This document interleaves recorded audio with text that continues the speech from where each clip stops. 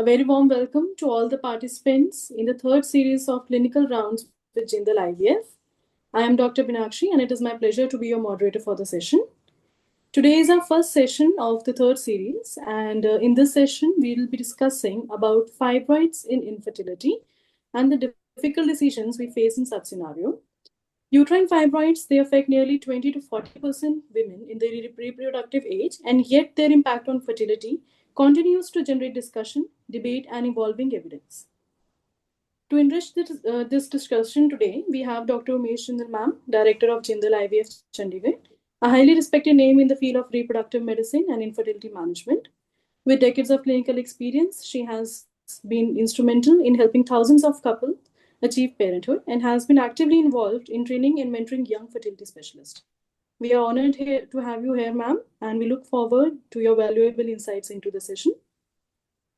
It is my privilege to introduce our esteemed speaker for the session, Dr. Swati Verma. She is Senior IVF Consultant at Jindal Center, Chandigarh. Ma'am has extensive expertise in infertility management, training programs in IVF, fertility preservation, and endoscopy.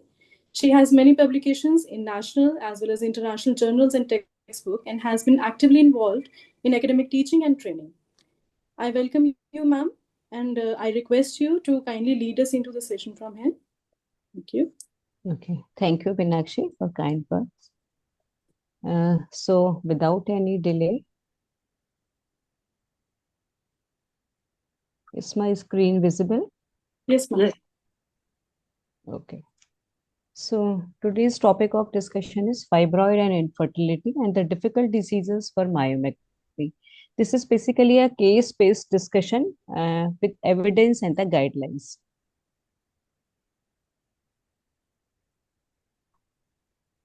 Okay. Just a minute.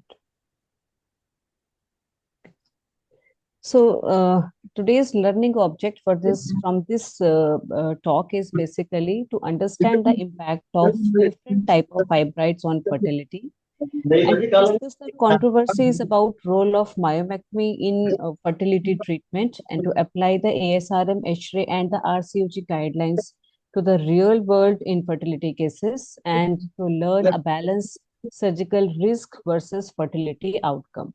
Satpal ma'am, I request you to kindly mute. We all know that the fibroids are present in 20 to 30% of the infertile women, and the effect of the fibroids depend upon the size, number, location of the fibroid, and how much do they disturb the uterine cavity. And out of all these fibroids, the strongest evidence exists for submucosal fibroids, their impact on the fertility, while the evidence for intramural fibrosis remains controversial. So let's begin with the first case. This is a case of large intramural fibroid without cavity distortion. In a brief patient profile, she's a 32 years old, primary infertility for 3 years, regular cycles, normal ovarian reserve, and the fallopian tubes are patent on HSG. Semen sample is also normal. On ultrasonography, she was having 6.5 centimeter anterior wall intramural fibroid, which was not disturbing the endometrial cavity. So here we are going to discuss about, do non-cavity distorting myoma impact fertility? Should myomectomy be advised before starting fertility treatment? Should hysteroscopy be done to decide need for myomectomy? And does the location of the fibroid impacts? And what if somebody is going for myomectomy, then what should be the time interval between myomectomy and the fertility treatment? So, would you like to comment upon this? I mean, some of these are most commonly raised queries while we are dealing with such non-cavity distorting fibroids with a short duration infertility young patient. So, I mean, what's your opinion about how to proceed these patients? I request all the participants to kindly unmute and actively participate. And you can also put your opinions in the chat box as well. Dr. Swati, Dr. Shireen is there with us. Okay, okay, ma'am. Uh, So can we have hel- ma'am into the discussion, please? Hello, good evening, ma'am.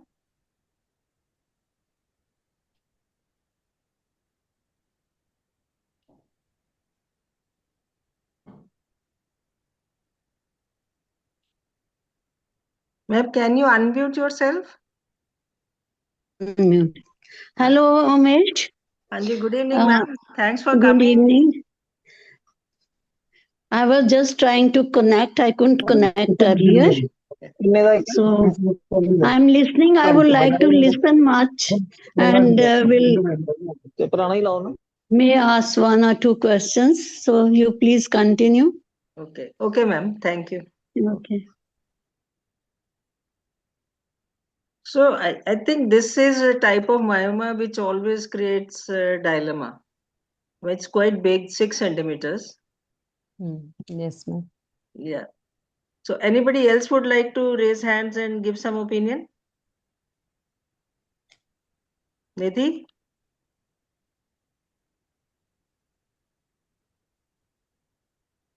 Anji, Swati, what do you say? Okay, so basically, first we start with how the myoma is supposed to affect the fertility. So there are many mechanisms proposed. Like if some fibroid is distorting the cavity, there is a clear-cut reason that it could impact the fertility. So apart from direct uterine cavity distortion, there could be other factors like they can impair the endometrial and the myometrial blood supply, and they increase the uterine contractility, so in that way also they can impact the implantation, change in the molecular cytokines and the NK cells and interleukin activity, impaired endometrial receptivity and the altered expression of genes. So all of these factors contribute. Apart from direct cavity distortion, other factors can also contribute the fertility compromise with the presence of fibroid. So if we look into the evidence, there is conflicting evidence uh, regarding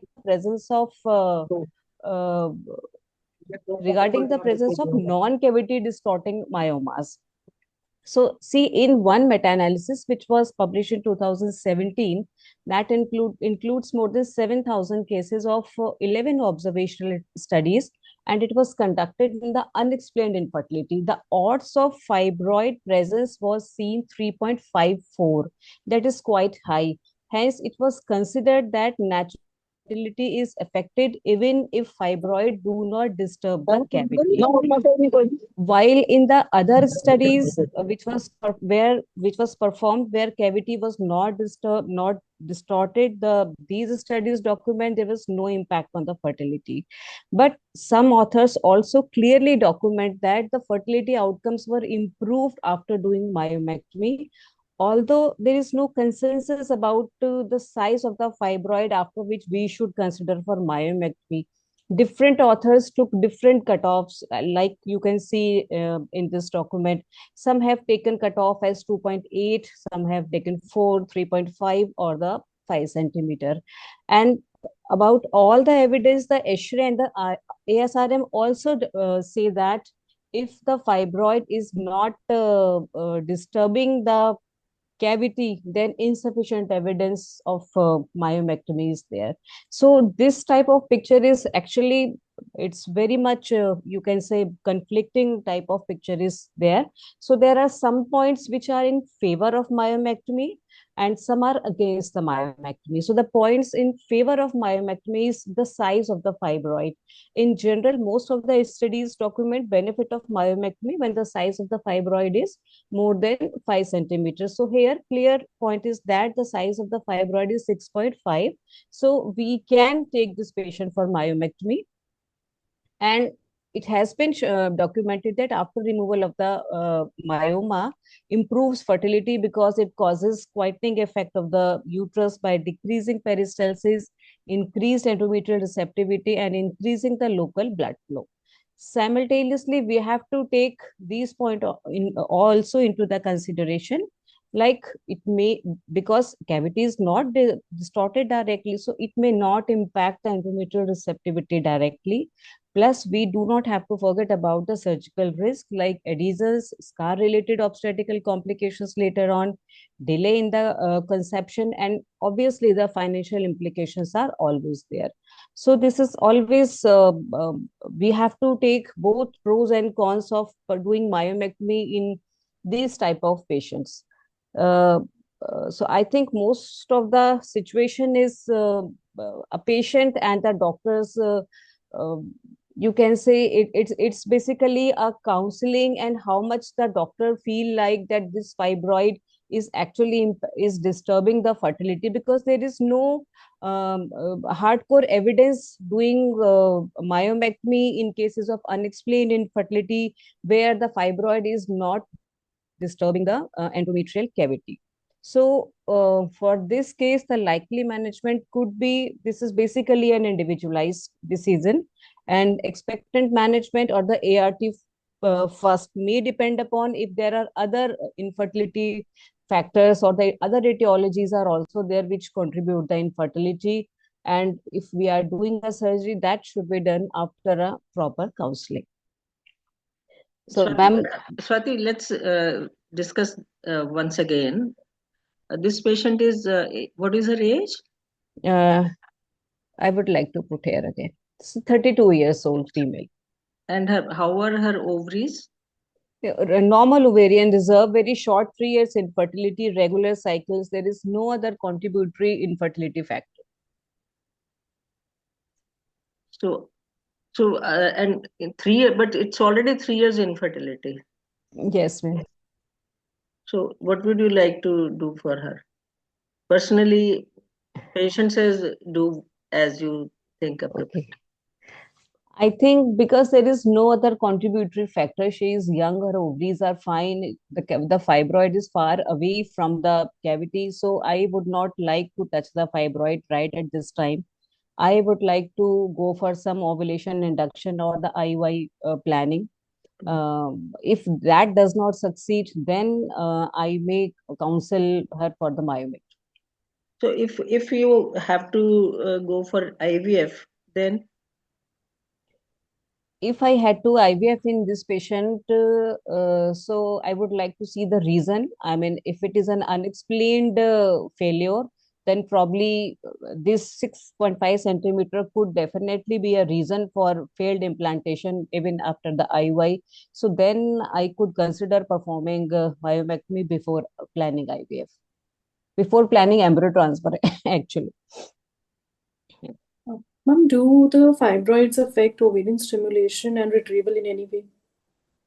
Fibroid of this kind, which are typically intramural, do not impact the oocyte retrieval pathway, because they are for ovaries. We can easily visualize the stimulated ovaries in these patients. So these type of fibroids generally do not impact the approach of ovum pickup. Only the subserosal fibroid, which are bigger one, and they are in the path of the oocyte retrieval needle. So that fibroid impacts the that fibroids creates the problem in oocyte retrieval. Then comes the question about ovarian stimulation and the ovarian reserve. So regarding ovarian reserve also, fibroids per se generally do not cause any compromise in the oocyte in the ovarian reserve, unless until they are very big in size and they actually compress the ovarian blood supply, then they cause decrease in the ovarian reserve. And the fibroids, if we have to undergo a surgery for the fibroids, then the procedure of performing myomectomy, it is very big, then it compromises the ovarian supply, then it causes the decrease in the ovarian reserve. Otherwise, fibroid per se that do not interfere with the ovarian blood supply, generally they do not compromise any ovarian reserve. Thank you. So, ma'am, should I proceed? yeah, sure. Okay, so the likely management is clear in this patient. And then moving to the second case. So this second case is basically is a case of a small submucosal fibroid in asymptomatic patient. So in a patient profile is here the patient profile is is 36 years old, secondary infertility for 2 years, previous spontaneous pregnancy and the live issue, HSC showing the bilateral tubal block, and it was mildly decreased ovarian reserve. AMH was 1.8. The ultrasound showing 1.5 centimeter type 1 submucosal fibroid with minimal cavity distortion. So I think this patient, because of the bilateral tubal block, this patient requires IVF. So here my question is the size 1.5 centimeters sufficient enough to clinically impair the implantation? So do we extrapolate the data data of improved clinical pregnancy and live birth rate, which was derived from the bigger size fibroids? And does the location of the fibroid in the cavity, like it is whether it is in the fundus, anterior or the posterior wall, actually impacts? Or should we go for surgery first, or should we go for the IVF cycle without performing the surgery? Ma'am, can I get your comments? So this is type 2. Type 2, yes, ma'am. So type 2 generally means Type just 1, type 1 actually. I mean, type 1 means this is projecting into the endometrial cavity. More than 50% is projecting into the endometrial cavity. then I think it needs to be removed. It's more like a polyp halfway through. And if it is in the lower part, like isthmic region, then you might think that you don't want to touch it. But I think they are easier to remove and generally do not. Uh, well, the recovery after this removal, hysteroscopic removal of such fibroids is quite good. I would prefer to remove it. Type 1, I would definitely remove it. Type 2, partially in slight bulge, there you do have doubts. But even then, the fibroids which are accessible, easily accessible by hysteroscopy, I think that Should be removed. Okay, so as we can see that type 0, 1 and 2, I mean in this picture as we can see, the type 0, 1 and 2 clearly distorts the uterine cavity and therefore they contribute infertility, failure of fertility treatment, and they increase the risk of miscarriage. So these type of fibroids should be removed. There is a strong, very strong evidence about the submucosal myoma that they negatively impact the fertility and they should be removed.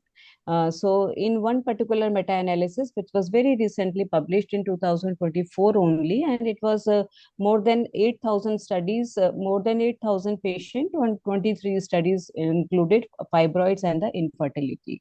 So according to this meta-analysis, there was 63% reduction was observed in clinical pregnancy rate in a woman with type 0 and type 1 fibroid, and there was a decrease in the live birth rate and decrease in the clinical pregnancy, which was statistically very significant.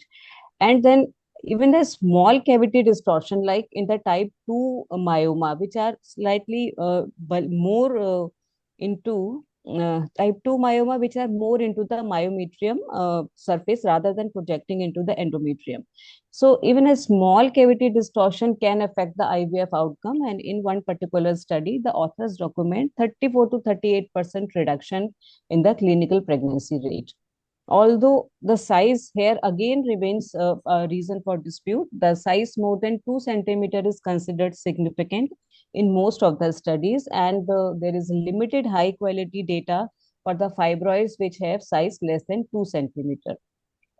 So, but whatever evidence is there, the ASHRAE and the ASRM strongly recommend hysteroscopic myomectomy before embryo transfer. That clear cut improves the clinical pregnancy rate and the live birth rates. Do such surgeries have any bad effects on the future pregnancy course? Yeah, I will complete it and this will give your answer also. So the likely management in this patient is doing hysteroscopic myomectomy before embryo transfer, because the ovarian reserve is on the borderline. So we may proceed with embryo freezing first and then performing the myomectomy and later on frozen embryo transfer. Definitely, we have to counsel the patient about the risk of endometrial trauma intrauterine adhesions and delay in the frozen embryo transfer, and that the patient could be sensitive to age also, because the half of the bulge of the fibroid is into the cavity and half of the bulge into the myoma. So there is always a risk of endometrial trauma and the adhesion formation. So here the timing of IVF and the surgical expertise really matter. So we should be very particular and very gentle into the surgery, not to harm about the endometrial lining. So I think the Just evidence is quite clear, and probably things are quite clear. We don't have any doubt about the submucous type 0, type 1 and type 2 fibroid. So can we move on to the next case now? Yeah, I think just one question. Is there, if the patient refuses surgery in such kind of cases, when we counsel the patient about complications, are there any other modalities of treatment we can go for the fibroids? Yeah, see, this type of the fibroids, especially in the type 1 and 2, which have part of the myoma is into the cavity and the part of the myoma is is with the myometrium bulk. So in this patient, if the patient refuses for surgery, we can try with some medical management. Like nowadays, GnRH agonist and the antagonist both have very good results. So we can make the embryos, and before doing embryo transfer, we can get reduced the size of the fibroid with the administration of either GnRH agonist, that also reduces the size of the fibroid. And very recently, GnRH antagonist also have very almost equivalent results for the reduction of the myoma size. So if the patient don't agree for the surgery, so these medical options are always there with us to reduce the size of the fibroid, and then we can plan embryo transfer. But I think medical management's pregnancy success after medical management is over is not, we don't have much evidence at the moment. Evidence about that, Because yes. in general, whenever we stop medical treatment, the fibroid size come back. Come back to the normal. Yeah. So, and during it may implant, but during pregnancy, whether it will interfere and cause abortions and all that, we actually don't know. I think in another few years we'll have the answer. So basically, the medical management is to make the surgery ease, to reduce the size, so then we can get an easy surgery without much harm to the endometrium. So that is not very practical option for for IVF and embryo transfer. Okay, thank you. So moving on to the third case now. So this is a case of the multiple fibroids with recurrent IVF failure. Here the patient profile is, she's 38 years old, infertility for 5 years. She has 2 failed IVF cycles with very good quality blastocyst transfer, and now the ultrasound picture is showing 2 intramural fibroids, 3 to 4 centimeter each, and then 1 subserosal fibroid of approximately 6 centimeter. So on hysteroscopy, there was no cavity distortion seen. Hysteroscopy was basically done in case because she had recurrent implantation failure. So that is why the hysteroscopy was done, and it was showing that the cavity was not distorted by any of the fibroid. So now the discussion is basically, do non-cavity distorting fibroids reduce the IVF success rate?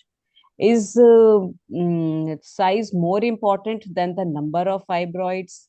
And does the repeated IVF failure change the decision of doing myomectomy? Should MRI influence the surgical decision? And does age influence the decision? I think age perhaps is the most important factor which influences the decision here, because you can't keep on experimenting with this woman who is 38 years old. So you have to do best for her. Yeah, whether fibroids are 100% responsible or they are partly contributing to failures, whatever. Personally, I would like to make the uterus as normal as possible before doing another embryo transfer. And what about the MRI? I mean, should we go for MRI in each If and you are every very patient? clear about the number and location of fibroid, then there is no need. if you have doubts, because many times in multiple fibroids, some fibroids are missed. If you're not very clear, then yes, definitely MRI helps. MRI But should it's be helpful. more for confirming the size, location, and number in such a case. Okay. And And what about the multiple fibroids for the patient who are undergoing IVF for the first time? Like this patient has history of recurrent IVF failure. Suppose this patient could have been undergoing IVF for the first time with multiple fibroids. Then your decision, I especially mean, what about 30, uh, I get it, sometimes very young, 30, 32 years old female. I would still say, I personally feel that fibroids are contributing to infertility. See, we are not dealing with fertile population. Most of the obstetricians see fertile population who have conceived with fibroids and successfully completed their pregnancy also, or they had some complication like preterm or abortions or anything. But we are dealing with infertile patients where half of the times we don't even know what exactly is the cause.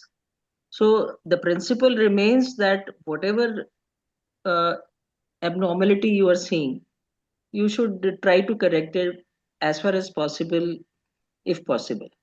So fibroids are correctable problem. So I would like to correct, especially when they are so much multiple. Although they are not distorting the cavity, but the whole myometrium is distorted. So contractility of the uterus, receptivity, all those things can interfere, and we can't take the chance of losing an IVF pregnancy uh, antenatally because of fibroids, because of poor implantation or preterm, anything like that. Please exactly? So, kindly give your opinion regarding this question. There's a question: is size more than important than number? Can you please give Yeah, your perhaps size is more important. Number is also important, but small fibroids, very small fibroid, multiple fibroids. See, when we used to do open surgery, then I've removed up to 50 also. But in laparoscopy, you can remove only the bigger ones. And perhaps small ones do not contribute that much to infertility. So, and they're difficult to remove also. So I would not operate on a case where fibroids are multiple and small. okay, so the larger fibroids are more are the major contributors regarding the infertility, and they are actually the culprit. And removing them, we can get the better pregnancy rate. So let's see what the literature says. So there is quite significant evidence regarding the impact of intramural fibroid on the IVF outcome. So this was widely quoted meta-analysis, which was conducted by Sankara et al. And including more than 6,000 IVF cycles from 19 observational studies, comparing the IVF outcome in cavity distorting fibroids varying from size 2 to 6 centimeters versus patient women having no fibroids. So this meta-analysis documented 21% relative reduction in the live birth rate and 15% reduction in the clinical pregnancy rate. And then another meta-analysis which was conducted in the first IVF cycle outcome, where more than 5,000 cycles were included, where no cavity distorted myoma from type 3 to type 6, irrespective of the size, were taken into the consideration. And there, the authors documented the lower live birth rate and the compromised clinical pregnancy rate that was statistically significant. And very recently, another meta analysis also documented that included more than 3,000 cycles, including the myoma 2 to 6 type, where the size was more than 2.8 centimeters. So they also concluded that there was almost 44% lower odds of live birth when compared to those without any fibroids. So we can understand that even the myoma do not distort the endometrial cavity; they definitely impact the IVF outcome. So we if we find a factor like recurrent implantation failure is there, then definitely they needs to be removed. Even we can consider removal of myoma for the women who are going IVF for the first time, because we don't want to land up a patient into the recurrent implantation failure. Then we take the decision for myomectomy. So, and there is a strong, because there is very strong recommendation, because the recurrent implantation failure may suggest some uterine factors that could be in the form of the fibroid. And size, as the ma'am says, size appears more relevant, but the cumulative fibroid burden, that also impairs the receptivity, more. And even the type 3 fibroid, which are just touching the cavity, not exactly distorting. They may distort the cavity in a subtle manner, which is not sometimes visible by the ultrasound. And after 2 or 3 failed IVF, the surgery becomes more justifiable. Although that should not be the opinion that we have to do surgery only after failure of the IVF. This could be done in the very first IVF cycle. And some study shows that improved IVF outcome after the surgery. So for this patient, our likely approach is we have to look for other contributory factors of IVF, of RIF also. Not only the fibroids are the only contributory factors. We have to look for the other factors also. And we have to counsel the need for the myomectomy. And we also have to discuss the risk, benefit, and delay in the fertility treatment. Definitely, because multiple fibroids are there, so there is always a high risk for the morbidity like pelvic adhesions, intrauterine adhesions, and there comes the risk of reduced ovarian reserve. So that also should be discussed with the patient. And it's always better idea to go for the ovarian stimulation and the embryo freezing before doing myomectomy. Then I think our cases are almost done. So now we will take the opinion about the summary guidelines and opinion of various societies. We are very much clear about the submucosal fibroid. FIGO 0, 1, and 2 fibroid means polyp, and the fibroids which have partial bulge into the endometrial cavity and which have more than 50% bulge into the endometrial cavity. They have a very strong evidence for their removal before IVF and even before IUI and for the natural pregnancy also.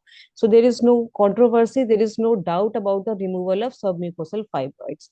The controversial aspect is basically about intramural myomas. So according to ASRM 2027 guidelines, if the fibroid is not distorting the cavity and unless the size is more than 5 centimeter, there is insufficient evidence as it was seen in our first case. So we have to go by the individual approach.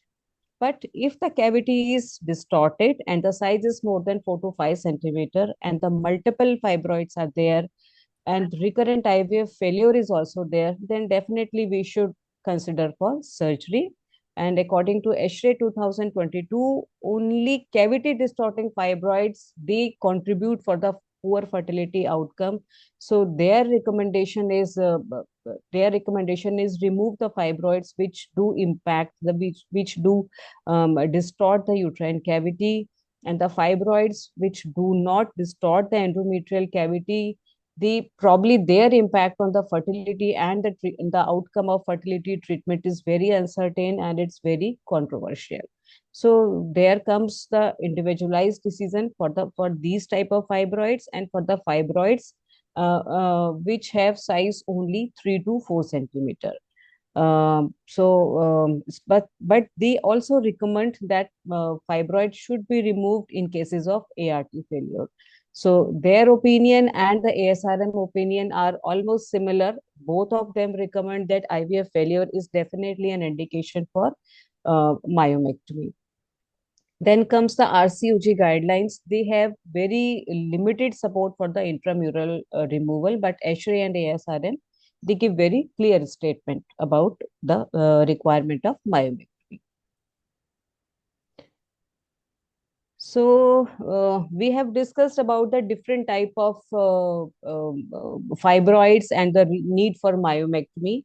So that is basically a surgical aspect of dealing the fibroid. So there is always a medical aspect of dealing the fibroid that we also discussed in the first patient. So before proceeding to the medical part of medical management, so can we take some questions if they are, or we want to discuss something else regarding the previous cases? Anybody if have any questions, please unmute yourself and ask. You can also ask your queries in the chat box.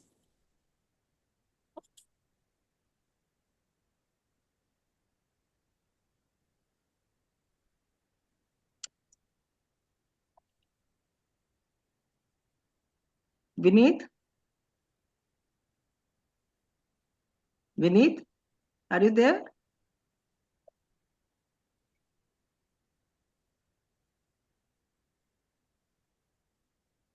I think you move on, Fateh. Okay, so I think before proceeding to the medical management, I have certain things to discuss which have not been discussed over here. So one thing is basically what ma'am, Dr. Arshi ma'am, I think Dr. Serene ma'am wants to say something. She has raised Ma'am, hand. unmute yourself, please.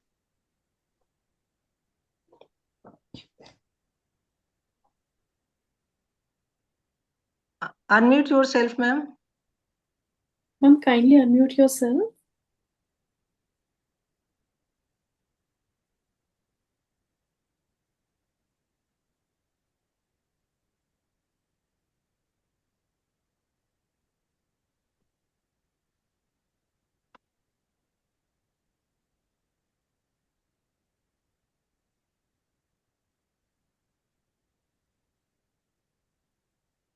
Hello. Hello. Hello, Yes, ma'am. ma'am. Can you hear me? Hanji, Hanji. Hanji. Umesh, I have one or two points. Hanji. One is about the first case, that is a 6.5 centimeter fibroid. Yeah. My thinking is that such a big fibroid, when we give treatment for infertility and during pregnancy, this fibroid will definitely increase in size and is likely to cause problems during pregnancy, may even lead to abortion, late abortions or preterm labor, and then PPH and many problems during pregnancy. That is one point. And I think a fibroid bigger than 5 centimeters, even if it is not distorting the cavity, unless only it's a sub-serous one, it's not an intramural one, then it's not likely to interfere. But intramural fibroid, large one, may become submucous during pregnancy as the uterus enlarges. And my opinion is that it should be removed. The second thing is that the second case, there is tubal blockage and type 1 fibroid. You are doing a hysteroscopic myomectomy. Why not do laparoscopy and try to see the tubes? Because sometimes only peritubal adhesions are there, and removing those peritubal adhesions, we can restore the tubal patency. So rather than going in for IVF, at least we should try. I don't think there is any harm. And about the last case, multiple fibroids, if the fibroids are multiple and the uterus size is, say, around 16 weeks or more, even if it is not distorted in the cavity, I think these fibroids are likely to cause pregnancy complications and preferably removed before we go in for IVF or ovulation induction. Thank you. I would like to have another opinion about laparoscopic versus open myomectomy for women desiring pregnancy. Because do you think the scar is good in laparoscopic surgery? Scar is good enough for normal labor? Ma'am, basically, laparoscopic surgery depends on the surgeon's quality. Yeah. The open surgery we have all learned, and even open surgery, not many doctors, even that time when we were doing it open, Even that time, not many gynecologists were doing open myomectomy because I remember I used to get a lot of referrals.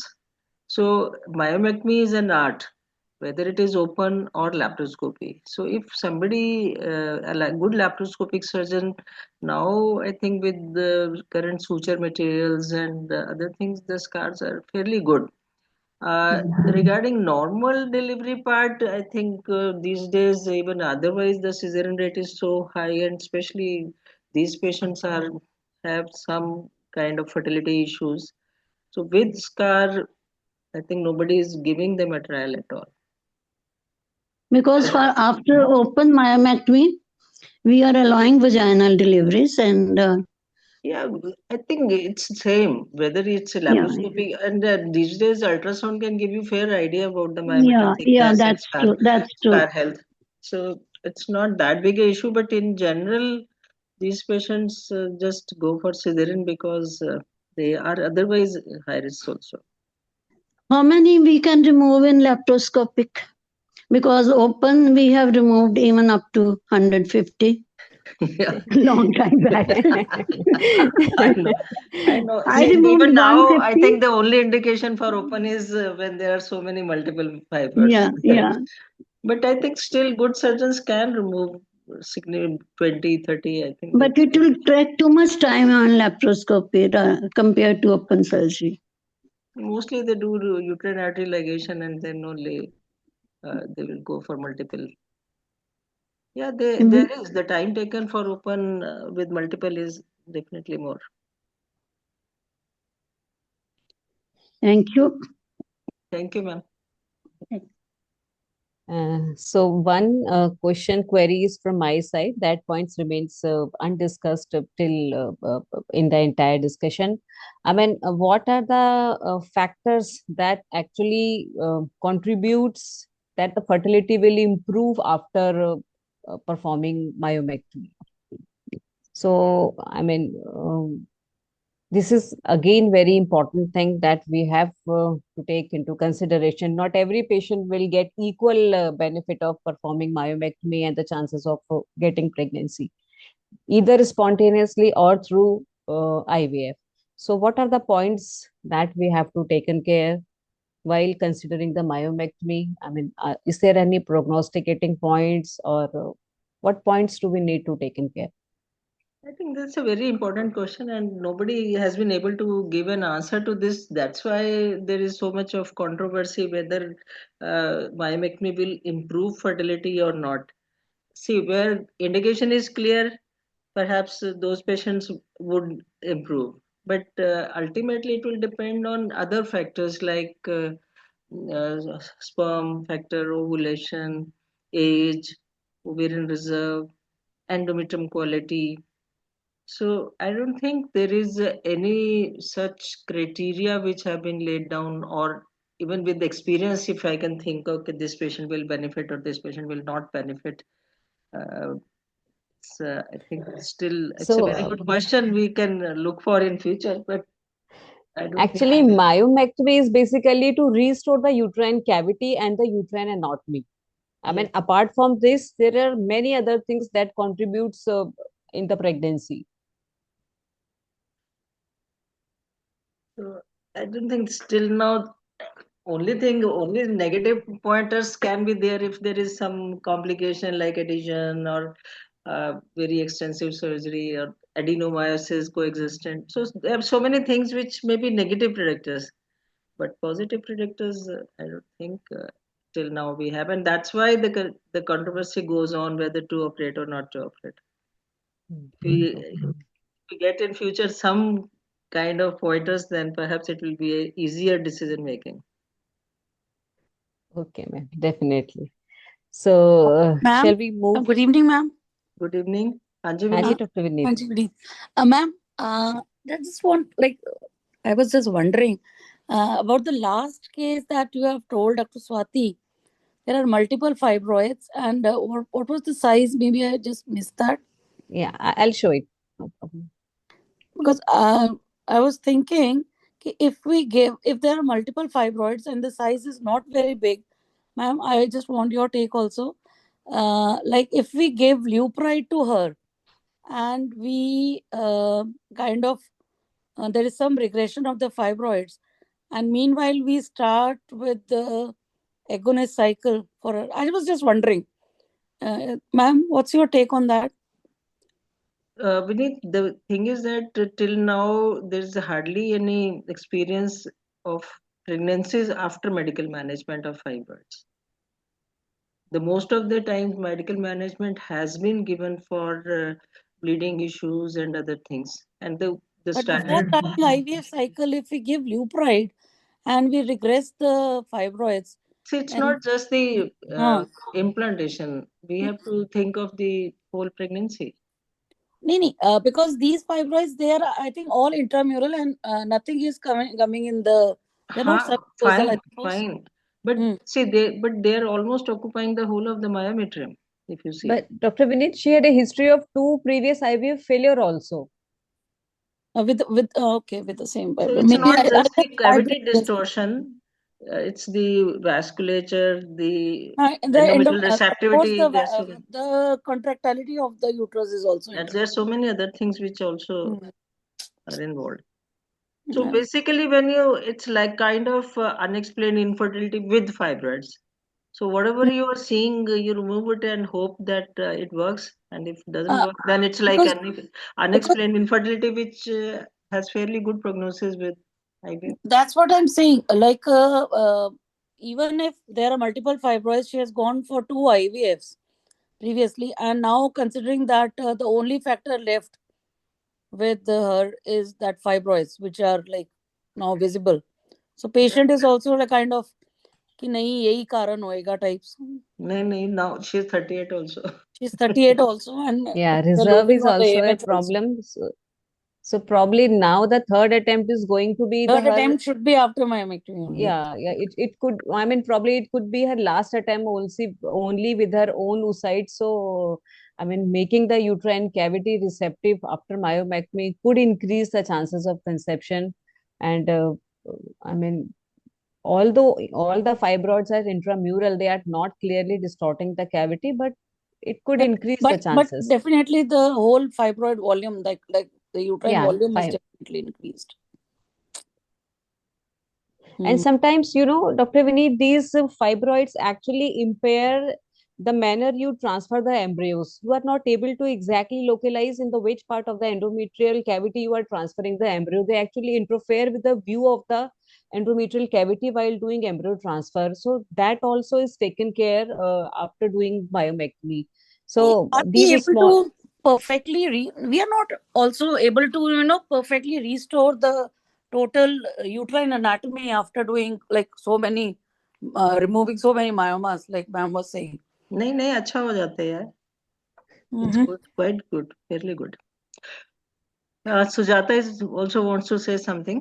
और अगर Sujata. Myomectomy के बाद भी conceive नहीं करेगी तो फिर So, Sujata, hi, Yeah, please. good evening, ma'am. Good evening. I was just wondering having done some cesareans where you have had so many fibroid studded uterus that it's so difficult to extract the baby itself. Sometimes you wonder whether that is actually the cause of infertility. And with small fibroids that you said that can be left, probably because sometimes if they are small, they are not even recognizable, especially if they are intramural. And you have to really know the location to be able to track them there. The larger ones are visible, but the smaller ones, sometimes in the myometrial surface, they may not be. I mean, you are not able to palpate them well enough to be able to figure out where they are without disturbing the total architecture of the uterus. You're not able to sometimes pinpoint exactly, palpate them, and then remove them carefully. So but these fibroids, they can actually grow again into larger ones. So I think a proper discussion with the patient, that uh, the pros and the cons of myomectomy, they are important, because only myomectomy is usually done for women who are desirous of pregnancy. Otherwise many people, especially if they're in their late 30s or 40s, they would like to go ahead with hysterectomy also. So myomectomy we are basically doing for those who are desirous of pregnancy, and if there is a fibroid location nearing the uterines, then also it's something which is uh, to be reconsidered, whether you want to remove those small fibroids which are located in the lower uterine segment just near the uterines, because again, if you'll need to suture the uterines, then you are going to compromise the vascular supply also. So I'm not sure how many factors actually contribute. And there are patients where you open them for myomectomy, they also have tubal factors, and then you can't do a myomectomy along with tubal reconstruction at the same time, because tubal reconstruction obviously requires that the blood field be clear. So these are factors which are a little cumbersome, and they are basically intertwined in many of these patients. Yeah, that's absolutely right, and that's why the controversy goes on. And but one thing is very clear, Sujata, there is a difference between fertile and infertile patients. How do they behave? Like with absolutely normal pelvis and semen count, the unexplained infertility is so common now. We really don't know what's going on, and still they don't conceive. So previously we used to think, wait, and now we know that it's as bad as any etiological factor if it is there. So fertile patients are there is some difference. We don't know Yes, ma'am. Probably we definitely tell them that we can only contribute our bit to Yeah, whatever we know yeah, in science as of the evidence that exists today. yes. So okay, Swati, I think we So move I on. think I'll not touch much about the medical therapies. I can just can we can I take some more minutes to cover up the medical part? Uh-huh. Yeah. So I'll just touch upon like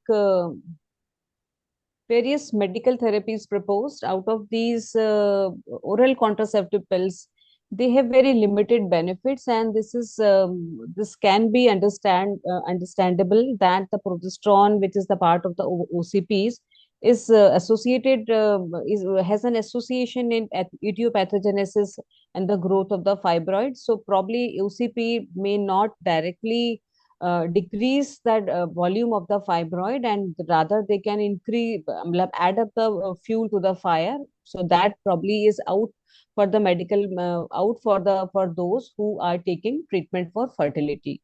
And then comes uliprostol. Again, it is associated with serious liver injuries, so that is also not come into the picture. And then GnRH agonist. So GnRH agonist has been widely used, especially in type 1 and type 2 myomas before surgery, because they cause significant reduction in the endometrial thickness and the vascularization, and that facilitates the ease of the surgery, and that also reduce the risk of fluid overload. And at last, GnRH antagonist, which has been very recently added to the kitty to reduce for the medical management. So regarding that, the linzagolics, elagolics, and the relugolics are available. They are used in a different ADPAC or without ADPAC therapies. But one thing is very clear, that when they are used without ADPAC therapy, they are highly effective in reducing the fibroid volume. Up to 50% of the volume reduction is noticed from the baseline just in 24 weeks. But when they are used without add-back therapy, the volume reduction is observed only up to 10 to 15%. So that point is to be taken into the account. And elagolics, regarding the dose, the elagolics is not effective to reduce the size of the fibroid as the dose recommended for the endometriosis. So we have to increase the dose of the elagolics in order to achieve reduction in the size of the fibroid. So that is something important to notice about the use of GnRH antagonists before planning either embryo transfer or before planning the surgeries for fibroids.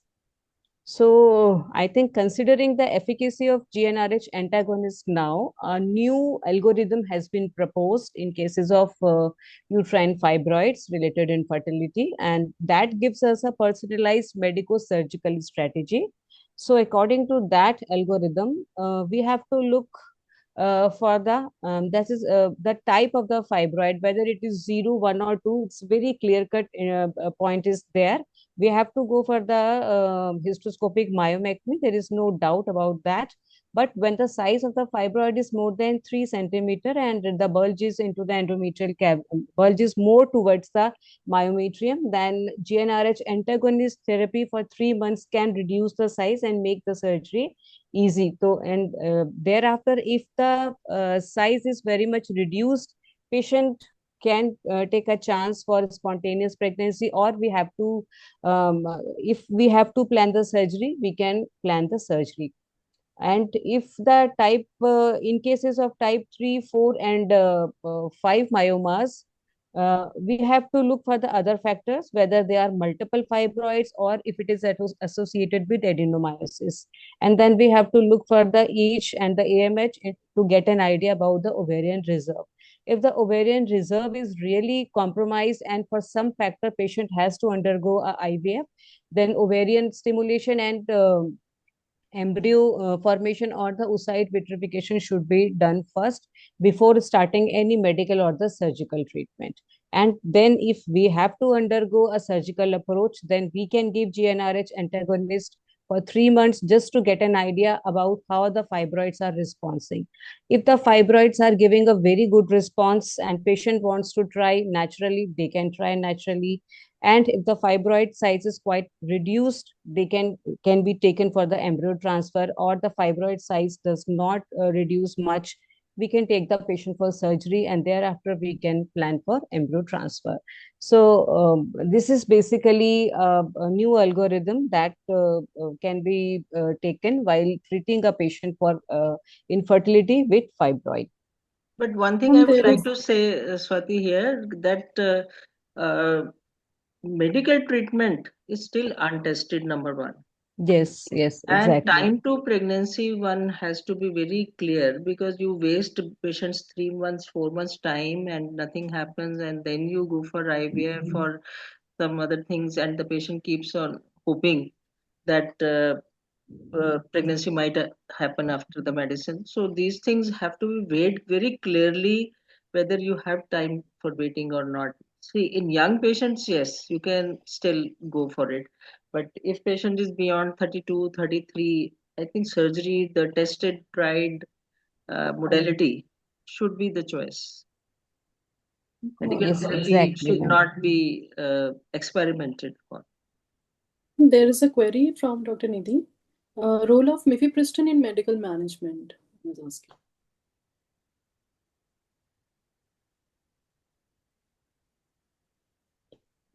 Mifepristone was introduced for the patient with menorrhagia with fibroids. So that has role, but because of I mean, other more effective modalities available, other effective medical management is available.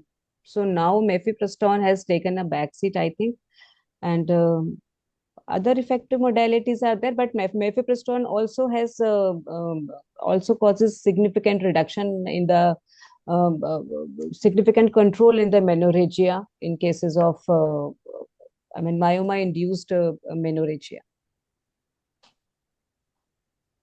Ma'am, is there any maximum duration till which we can give this medical therapy before moving to surgery?